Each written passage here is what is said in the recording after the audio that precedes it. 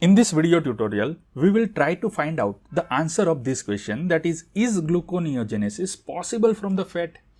Now to answer this question, entire world population is divided into two parts. One group says that no, gluconeogenesis is not possible from the fat, whereas other group says that yes, gluconeogenesis is possible from the fat. Let's first examine this view, that why some people says that no, gluconeogenesis is not possible from the fat. See, in our body, in the human, fat is stored in the form of triacylglycerol.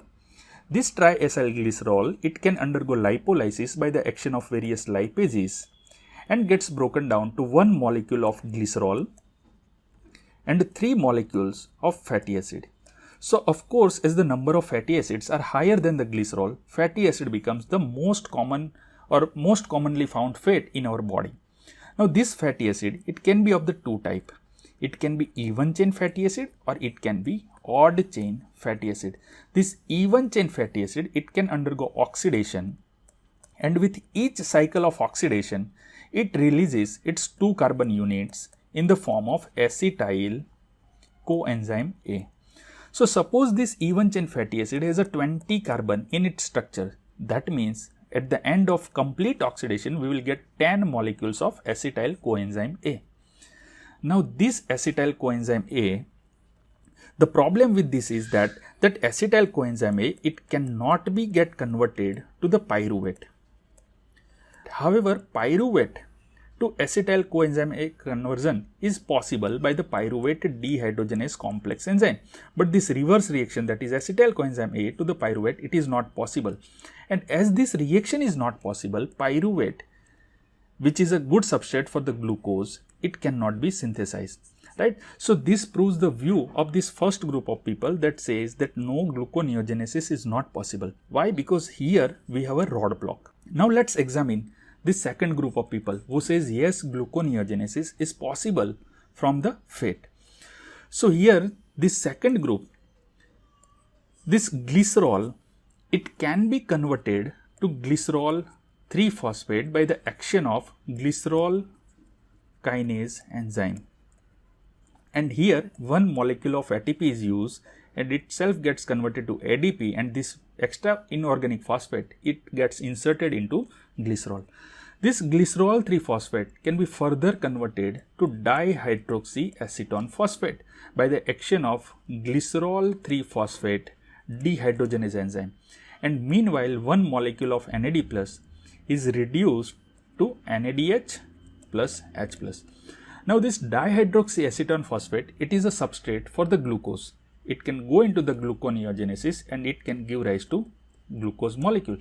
So, see over here that glucose can be synthesized from this fat. The second thing is that this odd chain fatty acid, they can also be converted to glucose. How? Let's see. So, just like even chain fatty acid, this odd chain fatty acid can also undergo oxidation and gives rise to 2 carbon unit, that is acetyl coenzyme A. So, this odd chain fatty acid, they can undergo oxidation, and with each oxidation cycle, they give rise to one molecule of acetyl coenzyme A. And by these 2 carbon units are removed from this odd chain fatty acid. Suppose this odd chain fatty acid is a 21 carbon. So, by that, what will happen? By the cycle of oxidation, 9 molecules of acetyl coenzyme A will be formed.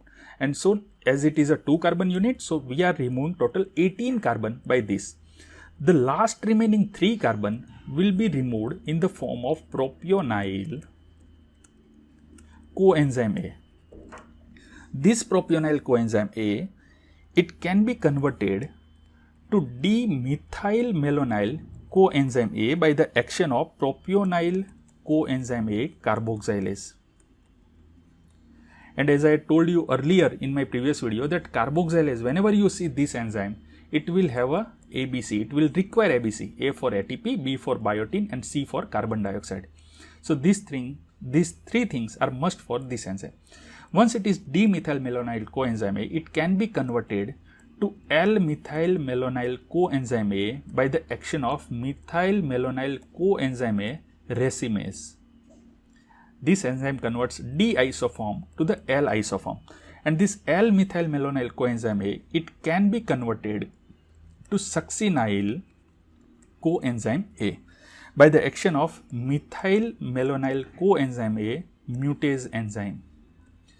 Once succinyl coenzyme A is formed, this succinyl coenzyme A is the intermediate of TCA cycle, right? And all the intermediates of TCA cycle are glucogenic. So this succinyl coenzyme A, it can also form glucose. So the second view is proved that yes, some portion of fat, it can give rise to glucose. Now we see the complete picture, and just for the sake of complete discussion of this topic, remember that this acetyl coenzyme A to the pyruvate, this conversion is not possible in the human or mammals. However, instead this acetyl coenzyme A, it can be converted to oxaloacetate.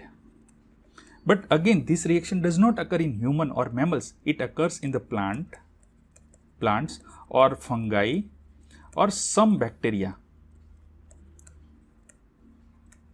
In this species, there is one important cycle that is called as a glyoxylate cycle. By this cycle, acetyl coenzyme A is converted to oxaloacetate. This is a multi-step process.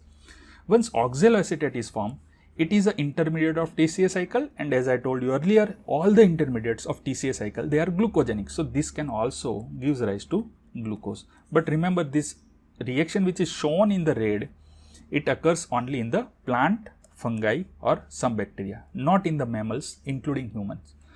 So now you got a complete picture about fat and gluconeogenesis. I hope that all the concept regarding this question is clear. If you still have any query or confusion, please write it down in the comment section below. Thank you.